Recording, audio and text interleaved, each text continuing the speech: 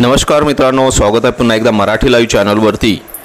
मित्रांनो, ration card ज्याला आपण शिधापत्रिका असे सुद्धा म्हणतो, हे एक अधिकृत दस्तऐवज आहे ज्याद्वारे सरकार नागरिकांना स्वस्त दरामध्ये अन्नधान्य आणि इतर आवश्यक वस्तू उपलब्ध करून देत असते।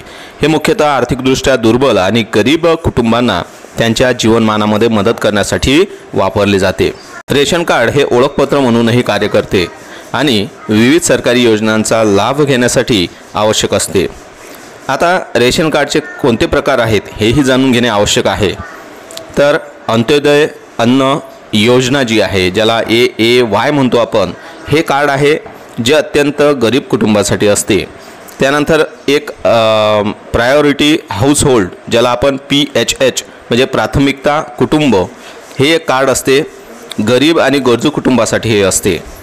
त्यानंतर एक व्हाईट कार्ड असते, याला आपण पांढरे कार्ड म्हणतो, ते आर्थिकदृष्ट्या सक्षम कुटुंबासाठी ज्यांना सबसिडीशिवाय रेशन मिळत असते, याच्यामध्ये सबसिडी त्यांना मिळत नसते। आता रेशन कार्डासाठी पात्रता बघूया आपण कोणकोणते आहेत। तर रेशन कार्ड मिळवण्यासाठी आपण पुढील पात्रता बघतो। तर त्यामध्ये अर्जदार हा भारताचा नागरिक असावा, अर्जदाराचे कायमचे निवासस्थान महाराष्ट्राचे असावे, कुटुंबाचे आर्थिक उत्पन्न आणि सामाजिक स्थिती विचारात घेतली जाते। रेशन कार्डसाठी आवश्यक जे कागदपत्र आहेत ते सुद्धा पाहणे आवश्यक आहे। रेशन कार्डसाठी अर्ज करताना आपण पुढील कागदपत्रे ठेवावीत, जसं की आधार कार्ड आहे, तुमचा निवासाचा पुरावा, उदाहरणार्थ वीज बिल, पाण्याची बिल, उत्पन्नाचा दाखला, पासपोर्ट आकाराचे फोटो तुम्हाला लागतील आणि गॅस कनेक्शनची माहिती असल्यास लागेल। आता रेशन कार्डसाठी अर्ज करण्याची जी प्रक्रिया आहे ती बघा, एकदा आपण पाहून घेऊ। हे मी तुम्हाला यासाठी सांगतोय की तुम्हाला प्राथमिक माहिती असावी। आपण रेशन कार्ड जे अपडेट करणं आहे, KYC करणं आहे, ते तर आपण बघणारच आहोत। तर रेशन कार्डसाठी अर्ज करण्याची जी प्रक्रिया आहे त्यासाठी ऑनलाईन अर्ज तुम्ही करू शकता।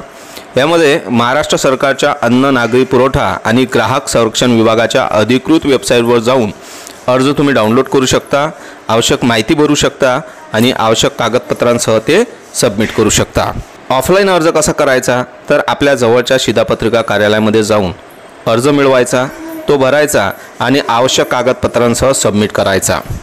आता रेशन कार्डमध्ये जे नाव आहे ते वाढवणे किंवा कमी करणे ह्यासाठी काय करावं लागेल, तर नाव जर आपल्याला वाढवायचं असेल, एखादं नाव आणखी टाकायचं असेल आपल्या रेशन कार्डमध्ये, तर नवीन सदस्यांचा जो जन्म आहे त्या प्रमाणपत्राची प्रत लागेल, जन्म प्रमाणपत्र आपण म्हणू शकतो त्याला, आणि संबंधित कागदपत्रांसह अर्ज करावा लागेल। नाव कमी करण्यासाठी संबंधित व्यक्तीच्या मृत्यू प्रमाणपत्राची प्रत किंवा इतर आवश्यक कागदपत्रांसह अर्ज करावा लागेल। महाराष्ट्र सरकारने रेशन कार्ड धारकांसाठी काही नवीन निर्णय घेतलेले आहेत, ज्यामध्ये eKYC अनिवार्य केलेली आहे। सर्व रेशन कार्ड धारकांना eKYC प्रक्रिया पूर्ण करणे आवश्यक आहे। ही प्रक्रिया पूर्ण न केल्यास रेशन कार्ड रद्द होऊ शकते। eKYCसाठी आधार कार्ड आणि बायोमेट्रिक प्रमाणीकरण आवश्यक आहे। त्यानंतर उत्पन्नाची मर्यादा बघा, कुटुंबाचे वार्षिक उत्पन्न 1 लाखापेक्षा जास्त असल्यास त्यांना मोफत रेशनचा लाभ मिळणार नाही आहे। त्यानंतर सरकारी नोकरीतील सदस्यत्व, म्हणजेच एखादा व्यक्ती जर सरकारी नोकरीमध्ये असेल कुटुंबातील, तर त्या कुटुंबाला मोफत रेशनचा लाभ मिळणार नाही आहे। त्यानंतर वयाची अट बघा, मोफत रेशनचा लाभ घेण्यासाठी व्यक्तीचे वय किमान 18 असणं आवश्यक आहे। त्यानंतर आहे बनावट रेशन कार्ड रद्द करायचे असले सरकारला तर कसे करते, तर बनावट रेशन कार्ड ओळखून ते रद्द करण्याची प्रक्रिया सुरू आहे। त्यामुळे पात्र नसलेल्या व्यक्तींना रेशनचा लाभ मिळणार नाही आहे। तर बघूया आपण आता 1 एप्रिलपासून राज्यभरामध्ये अपात्र रेशन कार्ड शोध मोहीम जी आहे ती सुरू झालेली आहे। ती 1 महिना राबवली जाणार आहे। बांगलादेशी घुसखोरांसह कोणत्याही विदेशी नागरिकाला रेशन कार्ड देण्यात आल्याचे आढळल्यास ते रद्द केले जाणार आहे। अन्न व नागरी पुरवठा विभागाने शुक्रवारी याबाबतचा एक आदेश काढलेला आहे। अंत्योदय, केसरी आणि शुभ्र अशा सर्वच कार्डची तपासणी केली जाणार आहे। जी कार्डे अपात्र आहेत किंवा आढळली असतील ती लगेच रद्द केली जाणार आहेत। दरवर्षी अशी मोहीम राबवली जात असते। रेशन कार्ड धारकांना त्यांच्याकडील कार्डाची तपासणी करण्यासाठी फॉर्म दिले जाणार आहेत। ते फॉर्म भरून घेतल्यानंतर कोण अपात्र आहेत ते स्पष्ट होईल। वास्तव्याचा पुरावा सोबत द्यावा लागेल। हा पुरावा 1 वर्षापेक्षा जुना नसावा, ही मुख्य अट असेल। कार्ड धारकांकडून आलेल्या माहितीची तपासणी अन्न व नागरी पुरवठा विभागाच्या क्षेत्रीय कार्यालयाकडून केली जाईल। ज्यांनी वास्तव्याचा पुरावा दिलेला नसेल त्यांना 15 दिवसांची मुदत दिली जाणार आहे। पुरावा सादर न केल्यास रेशन कार्ड रद्द केले जाणार आहे।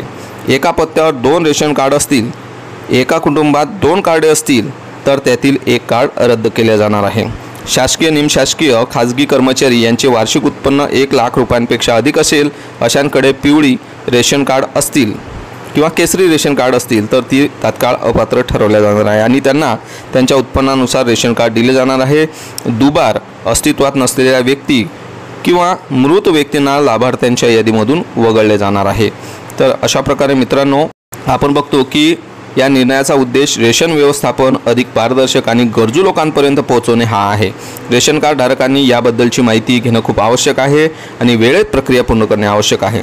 अधिक माहितीसाठी किंवा अपडेटसाठी आपण महाराष्ट्र नागरी आणि ग्राहक संरक्षण विभागाच्या अधिकृत वेबसाईटला म्हणजेच mahafood.gov.in या वेबसाईटला जाऊन तुम्ही अपडेट बघू शकता।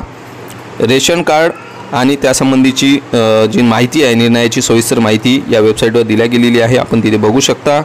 तर अशा प्रकारे हा व्हिडिओ होता। आवडला असेल, तुम्हाला चांगला वाटला असेल तर दुसऱ्यांनासुद्धा शेअर करा आणि अजूनही आपण लाईक केलं नसेल आणि सबस्क्राईब केलं नसेल तर सबस्क्राईब करून घ्या, लाईक करून घ्या आणि बाजूला जी घंटी दिसते आहे तिलासुद्धा ऑल नोटिफिकेशनवर क्लिक करा आणि व्हिडिओ मिळाल्याची सूचना तुम्हाला मग ताबडतोब मिळणार आहे। अशाच प्रकारचे आपण नवीन व्हिडिओ या यूट्यूब चॅनलवर घेऊन येत असतो। पुन्हा भेटूया अशाच एका चांगल्या नवीन व्हिडिओमध्ये।